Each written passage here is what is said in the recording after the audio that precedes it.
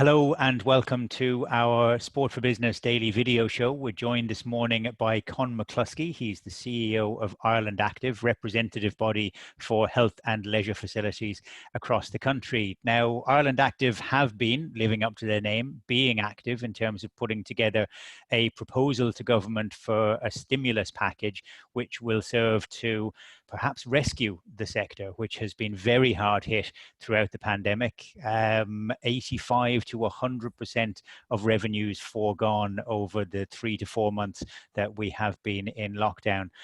Good morning, Conn. You're very welcome to Sport for Business. How much of this has been based on the needs of your members and what they're telling you is the real story on the ground? Morning, Rob, and first of all, thanks for inviting me on to speak. I suppose we've done a number of surveys over the last few months just to get members' feedback to see what their priorities are and see what issues there are in the industry. And I guess our asks are in response to that. So obviously, with facilities being closed for 3 or 4 months, there's no income being generated. So it's not like other industries necessarily where you can pivot or move to different revenue streams.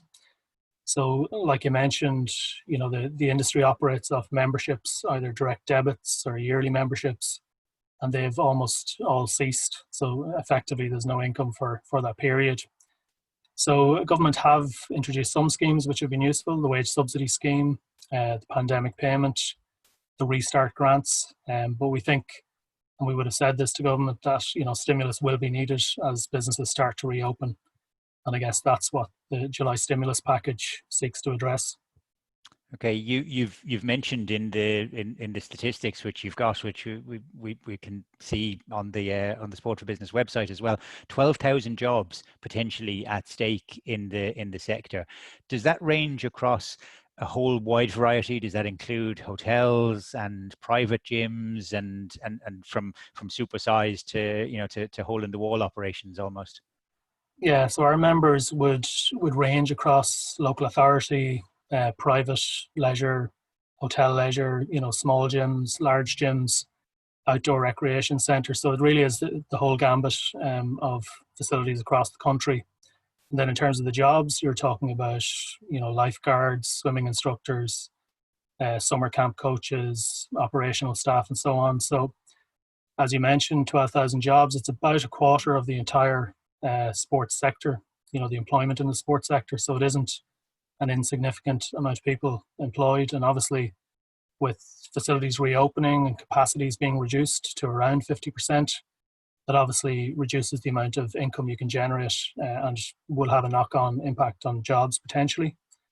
So yeah, we'd see that, a third of those jobs are at risk potentially. So really support is needed by government during the period of restrictions to step in and support the sector. In terms of the financial hit that the sector has taken, you've pinned a figure of around about 75 million euros that you think might have been foregone in terms of revenue. The last government, just before they departed office, made a pledge of 70 million in terms of a stimulus package for the overall side of sport. How do those numbers stack up alongside each other? If the government thinks that there's a 70 million need for the wider sports community versus 75 million that you've taken a hit on, are you confident that government will listen to your pleas, or will they consider perhaps that, well, you're in the private sector and you really need to just sort of take a place in the queue?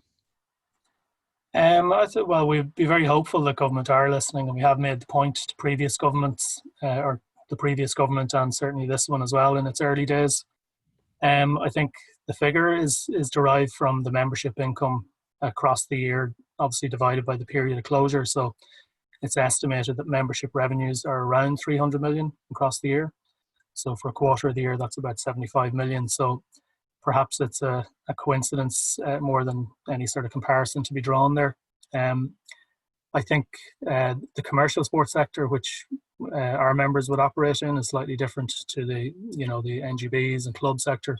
So I think it does need specific support.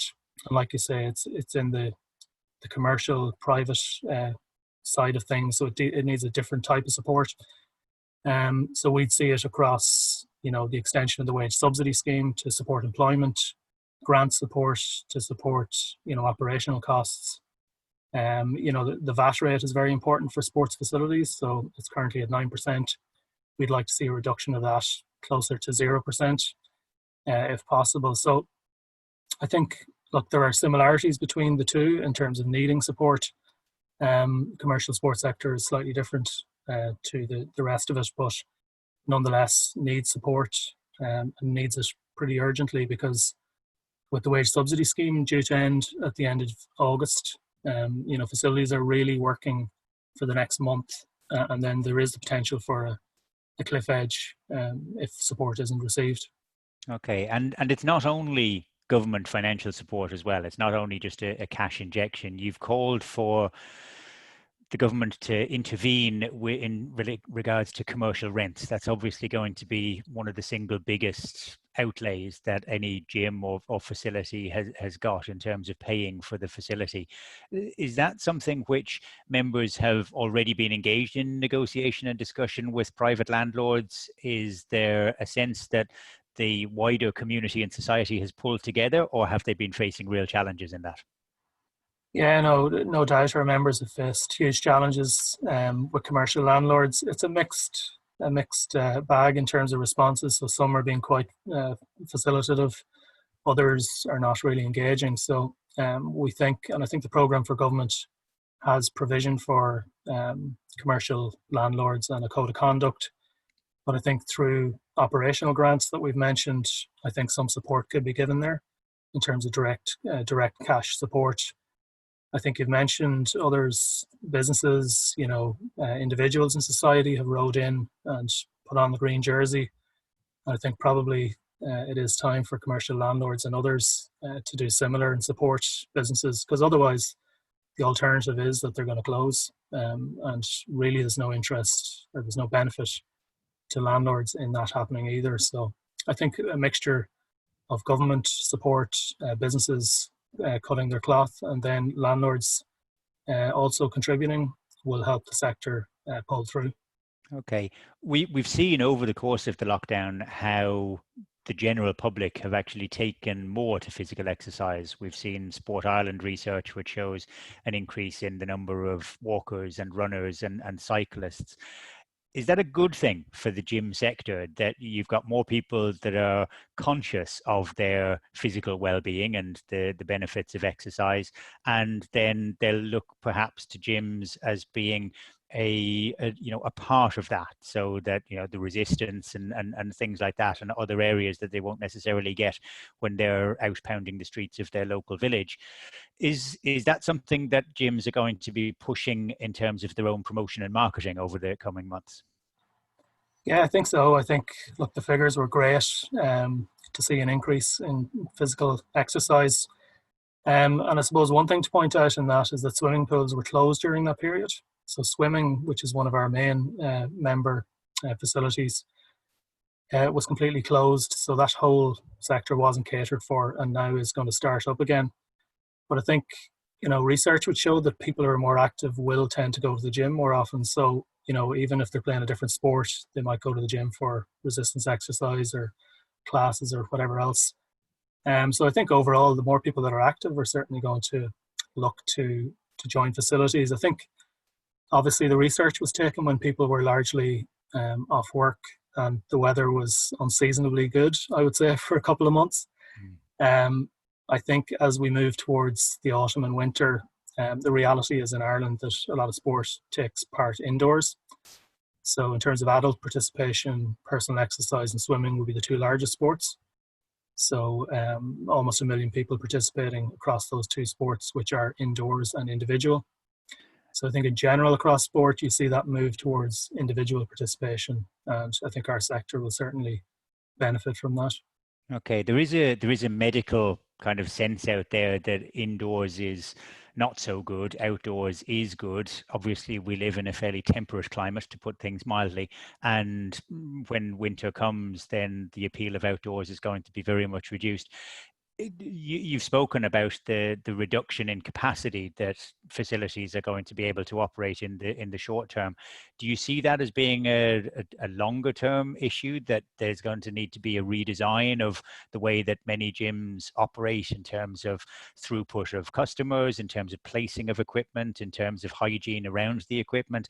Is that something that a lot of work has gone into from a sectoral point of view, or has it been individual operators that have been looking at it? No, I think the whole sector has had to look at it.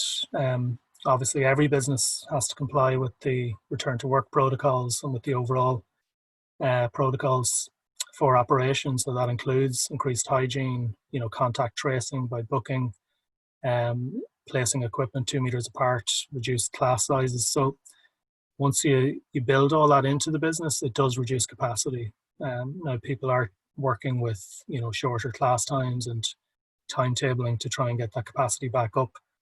But I think if the restrictions are in place for a long term, the reality is that's going to reduce capacity and the opportunity to generate income. So I think operators have been really proactive. I suppose one of the benefits of being slightly behind other countries in terms of reopening is that we had the benefit of learning from them in terms of protocols and approaches to reopening. So we worked with our members and with the Return to Sport Expert Group in Swim Ireland around developing protocols for operation, which we were able to provide to members in advance of reopening. So I think, operators have been really proactive in terms of scheduling, social distancing, cleaning, just to make the environment safe and to build that consumer confidence as people return to exercise indoors. Okay, well, we're expecting news of the July stimulus package to come out. I would imagine it will probably come out in phases as opposed to all being in one big lump sum like a program for government. If there were one or two of the asks that you've put forward that you'd have a higher priority on, or the highest priority on, what would they be? What would be the first ones that you'd be looking for when that stimulus package is published? Well, I think an extension of the wage subsidy scheme is going to be key. Obviously, supporting employment in the sector and businesses to be able to maintain jobs is going to be obviously a key one. I think a VAT rate reduction is also important in terms of reducing the cost to consumer and building that consumer demand. Whether that happens now or in the October budget remains to be seen. I think the exemption from rates, from commercial rates, that was for a period of 3 months, that should be extended at least to the end of the year. And I think grants for the sector is going to be key as well. So like a lot of our members would have been operating swimming pools even when closed. So a typical swimming pool could cost up to 5,000 a month to operate when closed. So, a lot of them have racked up costs in terms of energy, rents, rates, and so on. So we think sector-specific grants are going to be needed for that. So, look, I don't want to say the others are in any way less important, but look, there's four to get us started anyway.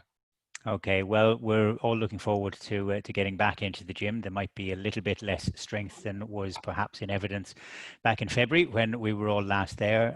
Our thanks this morning to Conn McCluskey for joining us. The very best of luck in your representation of all of the businesses that are out there. And no doubt we will be back chatting to you again over the course of the rest of this year as we see how this recovery actually pans out for the activity and leisure sector. Thank you very much, Conn.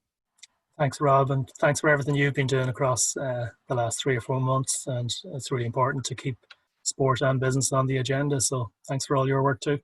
Great.